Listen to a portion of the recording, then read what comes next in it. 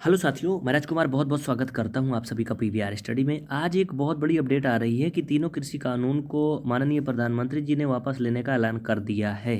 आखिर ये कृषि कानून क्यों बनाए गए और क्या हैं? अगर आप नहीं जानते हैं तो आप कमेंट करिएगा, आपको बताया जाएगा। वैसे कुछ लोग कहते हैं कि भाई हम पढ़ाई करते हैं, सिर्फ राजनीति नहीं करते हैं, लेकिन एक बात हम आपको इस वीडियो के स्टार्टिंग में बता दें कि अगर आपको भारत देश में रहना है तो राजनीति करना ही होगा। मतलब समझ रहे हैं कि जो भी कुछ कानून बनता है, जो भी आपका सिस्टम होता है, चाहे पढ़ाई का, आपका एग्जाम का हो गया, एग्जाम डेट हो गई, नियुक्ति हो गई, वैकेंसी हो गई, ये सब कुछ राजनीति पर ही निर्भर करता है। तो आपकी पढ़ाई का कोई मतलब नहीं अगर देश में राजनीति गड़बड़ हो रही तो। इसलिए हम किसी को सपोर्ट और विरोध करने को नहीं कहेंगे, लेकिन हाँ, आप किसी न किसी को वोट जरूर करें। देश में आपको वोट करने का अधिकार मिलता है और ये आपकी जिम्मेदारी होती है।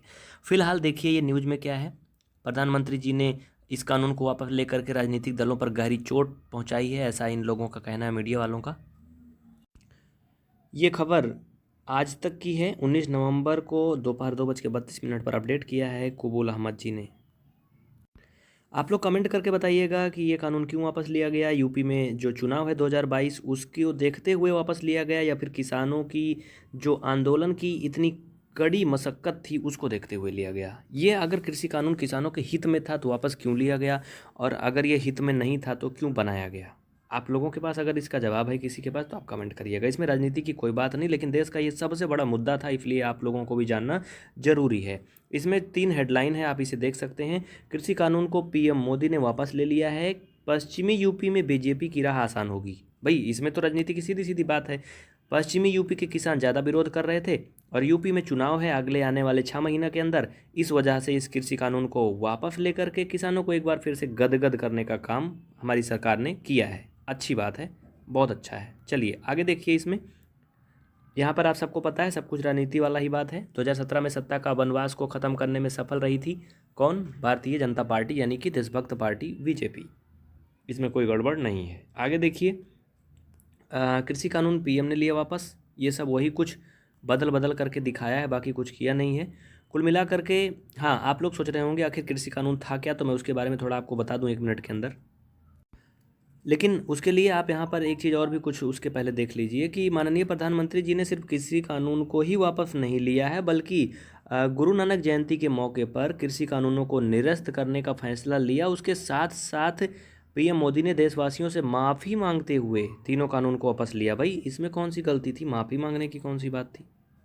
कहा कि उनकी तपस्या में ही कुछ कमी रह गई, जिसकी वजह से कुछ किसानों को उनकी सरकार समझ नहीं पाई। ऐसे में कानून को वापस ले रहे हैं। अगले महीने संसद के शीतकालीन सत्र में कृषि कानूनों को वापस लेने की प्रक्रिया पूरी कर ली जाएगी। वहीं पर पीएम ने 1 साल से ज़्यादा समय से कृषि कानूनों को विरोध कर रहे किसानों को आंदोलन खत्म करने की भी अपील की है। फिलहाल हमारा जो मानना है, ये राजनीति यानी कि यूपी के चुनाव को देखते हुए ऐसा किया गया है। अगर आप लोगों को भी ऐसा लगता है तो कमेंट करिएगा। न्यूज़ में भी भर भर के ही दिया गया है कि किसान बीजेपी का विरोध कर रहे थे। भाई वो सरकार का नहीं विरोध कर रहे थे, बीजेपी का विरोध कर रहे थे। सही बात है, क्योंकि सरकार ही बीजेपी की है। पूरे देश में अधिकतर जगह अगर सरकार जिसकी है विरोध उसी का कर रहे थे। तो आप लोग फिलहाल कमेंट करके बताइएगा। लेकिन इस वीडियो से हम आपको एक ही बात कहना चाहेंगे कि आप भी अगर वोट नहीं करते, आपके घर में कोई भी वोट नहीं करता, अगर ऐसा एक भी पर्सन, तो आपकी जिम्मेदारी है आप चुनाव में हर किसी को मतलब ले जाइए। उसको भी वोट करने का अधिकार है और उसकी जिम्मेदारी भी है। ये ऐसा होना चाहिए। और जो भी काम अच्छा लगे, स्वास्थ्य, शिक्षा और रोजगार, ये मुख्य चीज़ें हमारे समझ से। अगर इस पर जो फोकस करता है, चोट करता है, आप उसे ज़रूर सरकार में भेजिए। बाकी की चीज़ें तो होती रहती हैं। तो फिलहाल इस वीडियो में इतना ही। अगर आपका भी कोई विचार है, कोई राय है तो कमेंट करिएगा, और इस वीडियो को दोस्तों में भी शेयर करिएगा। वैसे बहुत बड़ी न्यूज़ थी, इसलिए मैंने इसकी अपडेट आप लोगों को दिया। फिलहाल बाकी मैथ की क्लासेस शाम को 9 बजे से लाइव होंगी, आप देख सकते हैं। कक्षा 9 में अगर आप पढ़ते हैं, छोटे बच्चे हैं, तो भैया शाम को 7 बजे से।